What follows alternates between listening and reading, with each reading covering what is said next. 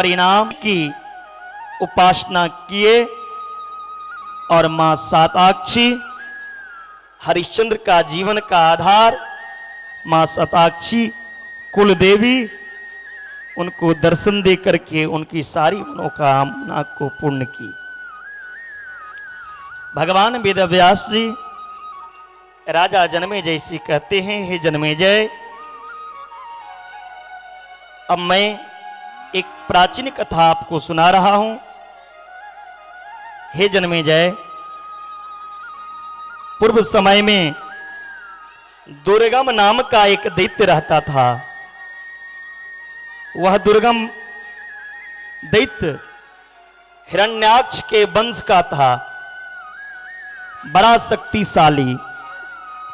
एक बार उसने विचार किया, देवताओं की शक्ति का आधार क्या है? देवी देवताओं में इतनी शक्ति कहां से आती है? क्या कारण है? वह दैत्य विचार करने लगे। उसके बाद वेद ही देवता की शक्ति का आधार है। देवता की शक्ति का आधार वेद है। अगर वेद को स्वयं प्राप्त कर लूं तो देवता शक्ति विहीन हो जाएंगे। उन्होंने विचार किया, मैं वेद को चुरा लूं। ब्रह्मा जी की तपस्या करने लगे दुर्गम राक्षस।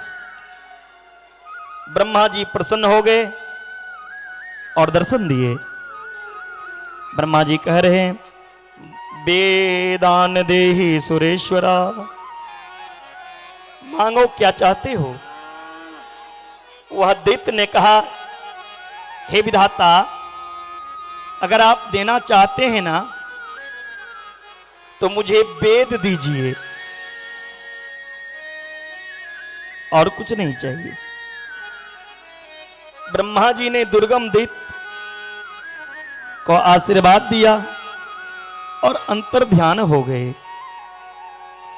ब्रह्मा जी के अंतर ध्यान होते ही परिणाम क्या हुआ? ब्राह्मणों को वेदों का विस्मरण होने लगा। जब वेद राक्षस के हाथ में चला गया तो ब्राह्मण वेद विहीन होते गया, वेद के लक्षण से विहीन होते गया, अपना कर्म से विहीन होता गया। ब्राह्मण सब भूल गए। ब्राह्मण का जीवन क्या है? ब्राह्मण का जीवन तपस्या है। ब्राह्मण का जीवन वेदाध्ययन करने के लिए है। ब्राह्मण शरीर पाना बड़ा दुर्लभ है। ब्राह्मण शरीर धारण करने के बाद अगर आप वेद नहीं पढ़े तो ब्राह्मण कुल में जन्म लेना आपका सार्थक नहीं हुआ। ब्राह्मण को वेद की रक्षा करना चाहिए। राक्षस के हाथ में वेद जाते ही ब्राह्मण लोग जग पूजा पाठ कर्म विहीन होने लगे। सारे देवता कमजोर हो गए। वृद्धा अवस्था उनको आती नहीं। वेदों से दूर होने के कारण देवता वृद्ध हो गए। जग के अभाव में वर्षा होना बंद हो गई। कमिटी से आग्रह है, इन बच्चा सबको पीछे खींचिए। हो गया, चारों तरफ अकाल पड़ गया। ब्राह्मण भी पर्वतों पर रहने लगे। अंत में जब अकाल पड़ा तो सारे ब्राह्मण मिलकर के मां जगदम्बा, मां भगवती की उपासना करने लगे। प्रसीद तुम महेशानी, प्रसिद्ध जगदम्बिके, अनंत कोटि ब्रह्मांड नायिके, ते नमो नमः। ब्राह्मण मां जगदम्बा की प्रार्थना किए। ब्राह्मण के प्रार्थना किए जाने पर समस्त भवनों पर शासन करने वाली, संसार में अपना अधिकार चलाने वाली मां भुवनेश्वरी, मां महेश्वरी पार्वती अनेक रूप में लेकर प्रकट हो गई। बोलिए भुवनेश्वरी माई की, महेश्वरी माई की, पार्वती माता की। माता भगवती भुवनेश्वरी प्रकट हुई हैं। माता पार्वती का दर्शन करके सब देवता ब्राह्मण प्रसन्न होने लगे और मां पार्वती की स्तुति की, हे देवी आपने हमारी शांति के लिए सहस्त्र नेत्र संपन्न अनुपन रूप धारण किया। उस समय मां की कितने आंख हैं? 1000 आंख मां की। 1000 आंख लेकर के मां भुवनेश्वरी ब्राह्मण को दर्शन दिए और ब्राह्मण ने पूजा किए। उन माता का नाम पड़ गया मां शताक्षी। बोली शताक्षी भगवती की जय। हे जननी, हे मां शताक्षी, इस पृथ्वी पर अकाल पड़ा हुआ है। लोग भूख प्यास पीड़ित होने के कारण आपकी स्तुति नहीं कर पा रहे हैं, क्योंकि अगर पेट में दाना नहीं रहे, आपको कहेगा सुबह से शाम तक मंदिर में पूजा करते रहो, क्या करोगे? भूखे भजन न हो ही गोपाला, ले ले अपने कंठी माला।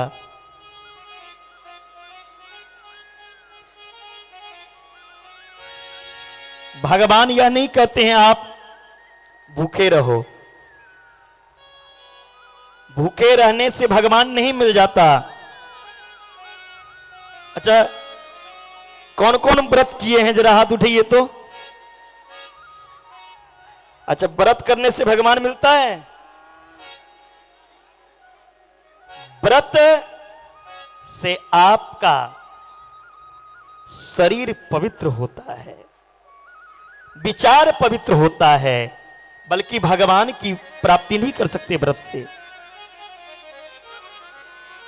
व्रत करने से अगर भगवान मिल जाए, भूखे रहने से अगर भगवान मिल जाए, तो कई सेट लंच पैक करवा करके ले जाते हैं ऑफिस, लेकिन इतना काम रहता है जो लंच खोलने की भी फुर्सत नहीं मिलता।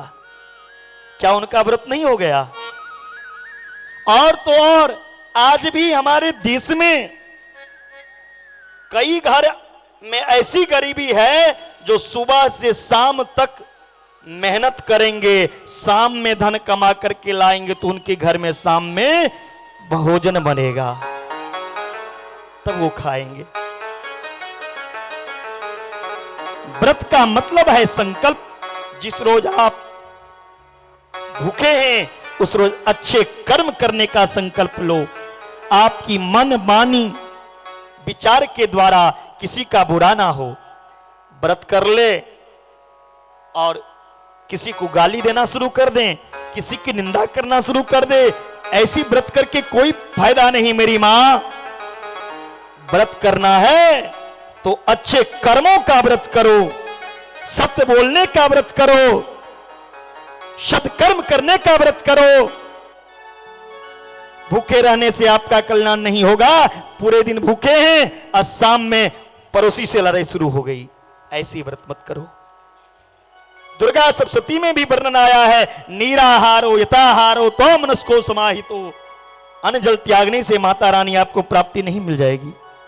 देवी भागवत में वर्णन आया है, नो भोजनम वरम मन्ये कथा श्रवण कारकम आप भोजन करके आए हैं कथा में या भूखे आए हैं, ये माता रानी नहीं देखती हैं। प्यारे, मेरी मैया क्या देखती हैं? आपकी मन कैसी है, आपकी विचार कैसी है, आप क्या सोचकर किस कथा में आए हैं। कोई कथा सुनने के लिए आता है, कोई सुनाने आता है, कोई कमियां निकालने आता है, कोई एक दूसरे को देखने आता है। प्यारे, आत्म कल्याण के लिए जो आता है वही तो सच्चा श्रोता होता है। भगवान को कौन पाता है? व्रत करने वाला नहीं, जिसका अंतःकरण पवित्र हो, जिसका मन निर्मल हो। निर्मल मन जन सो मोहि पावा, मोहि कपट छल छिद्र न भावा। भगवान यह कहते हैं, मुझे कपट नहीं, मेरे आगे आओ तो ईमानदारी से आओ, छल कपट रख करके मत आओ मेरे शरण में, विश्वास रख कर आओ। अगर विश्वास रख के जाओगे मां मनोकामना के मंदिर तो आपकी हर इच्छा पूरा होगी। अगर विश्वास नहीं है तो इस मंदिर में माता रानी नहीं है, ये पत्थर रखी है। अगर विश्वास है तो इस बांस में भी भगवान है। पहले मन को पवित्र करो। हम लोग बाहर की आंगन को सफाई करते हैं झाड़ू लगाकर, असली आंगन मनुष्य का हृदय है, उसको लोग गंदे रखते हैं, उसका हृदय दूषित रहता है, तो भगवान कैसे आएंगे? प्यारे, असली आंगन को कथा रूपी गंगा से धो लो। कैसे? भजनों का भाव है, मैंने आंगन नहीं बुहारा, कैसे आएंगे भगवान। कौन सा आंगन? आपकी घर आंगन की बात नहीं कर रहा हूं प्यारे, आपकी हृदय रूपी आंगन की बात कर रहा हूं मैं। उसको बुहारो। मैंने आंगन नहीं, अरे मैंने आंगन नहीं बुहारा, कैसे आएंगे भगवान।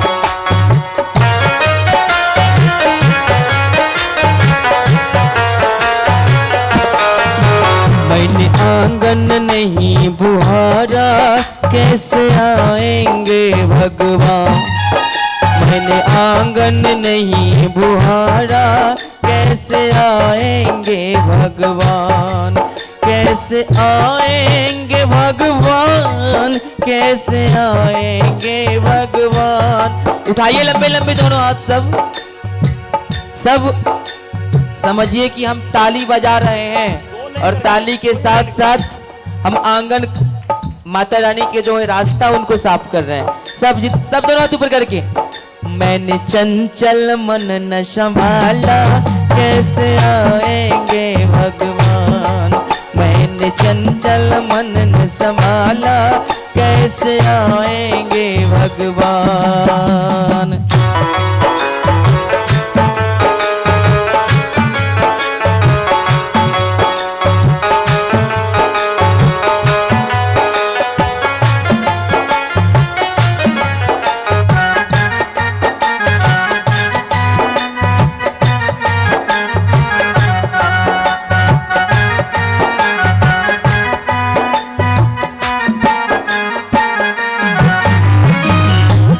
असली आंगन ये हृदय है। कथा रूपी गंगा, भक्ति रूपी गंगा से इसको बहार लो प्यारे, तब आपके हृदय में भगवान का वासना होगा।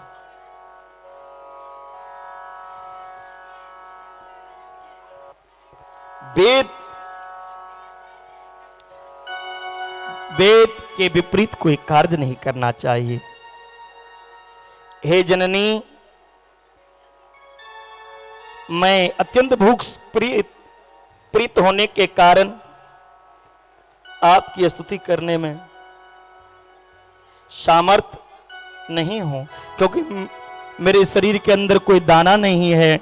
मां, कई वर्षों से अन्न की उपज नहीं हुआ, हम लोग भूखे हैं। कृपा करके मां हमें वेदों का प्राप्त करा दो। त्वया धृतम देवी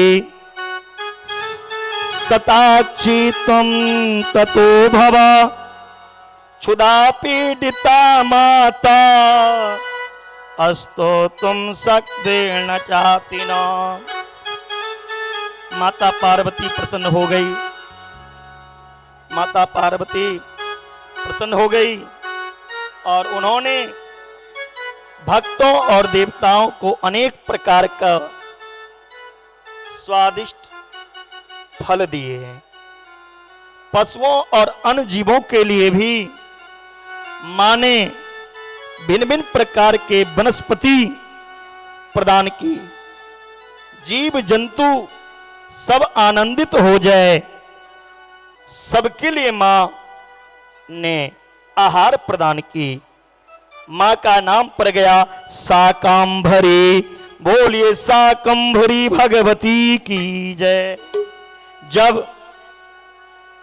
दुर्गम दैत्य को इस घटना की सूचना मिली तो पूरे सेना शक्ति लेकर वहां आए। अपना एक अक्षोहिणी सेना लेकर आक्रमण कर दिया। 10 दिन तक दुर्गम दैत्य और माता शाकंभरी के बीच में युद्ध चला। युद्ध में माता के समस्त दानव सेना का विनाश कर दिया और 11वां दिन राजा दैत्य जो था दुर्गम, माता रानी ने खेल खेल में उस दुर्गम दैत्य को वध कर दिया। जिन्होंने वेद को चुरा रखा था, जिन राक्षस ने वेद का हरण कर रखा था, मां शाकंभरी ने उन दुर्गम दैत्य को मारा। और मां भगवती के दुर्गम दैत्य की तेज मां भगवती की चरण कमल में समा गया। बोली भक्त वत्सल भगवान की जय। सब देवता फूल की बारिश करने लगी और उपस्थित होकर के मां की सुंदर स्तुति गाए।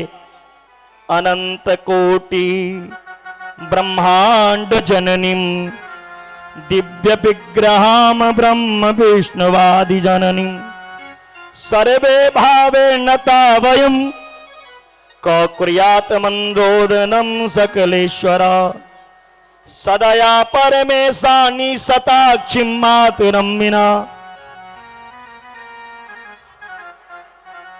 देवताओं ने मां की स्तुति की।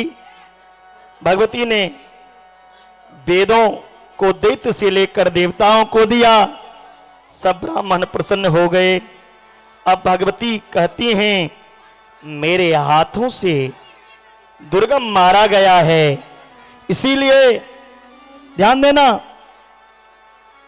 मां भगवती कहती हैं हे देवता, मेरे हाथों से दुर्गम दैत्य का संहार हुआ, इसलिए आज से मेरा नाम दुर्गा होगा। लोग दुर्गा के नाम से मुझे पूजेंगे क्योंकि मैं दुर्गम दैत्य को मारा हूं। बोलिए दुर्गा महारानी की, दुर्गा महारानी की। और मां दुर्गा 10 भुजा धारण करके सिंह पे सवार हो गई और देवताओं को दर्शन दिए। आइए सुंदर झांकी का हम लोग दर्शन करेंगे। मैं हूँ दासी तेरी दातिये, सुन ले बिनती मेरी दातिये। मैया जब तक जीऊं मैं सुहागन रहूं, मुझको इतना तू वरदान दे। उठाइए लंबे लंबे हाथ और मीठी मीठी तालियों के साथ। सब गाएंगे नहीं, आप सब माता मनोकामना के दासी है। कौन सा माता मनोकामना की दासी है? उठाइए तो लंबे लंबे हाथ। अब सब सब कोई सच्चा वाला या झूठा वाला बोलिए माता मनोकामना की। और आई मीठी मीठी तालियों के साथ। मैं हूँ दासी तेरी दासिये, मैं हूँ दाती तेरी दातिये, सुन ले विनती मेरी दातिये। मैया जब तक जीऊं मैं सुहागन रहूं, मुझको इतना तू वरदान दे। मैं उदासी तेरी दातिये, सुन ले विनती तेरी दातिये। मैया जब तक जीऊं सुहागन रहूं, मुझको इतना तो वरदान दे। मैं उदासी तेरी दासिये।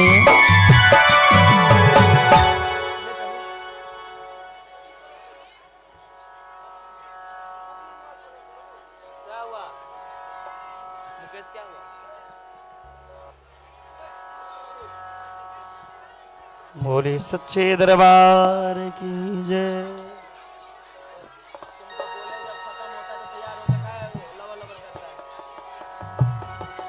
सभी शांत बना के बैठेंगे।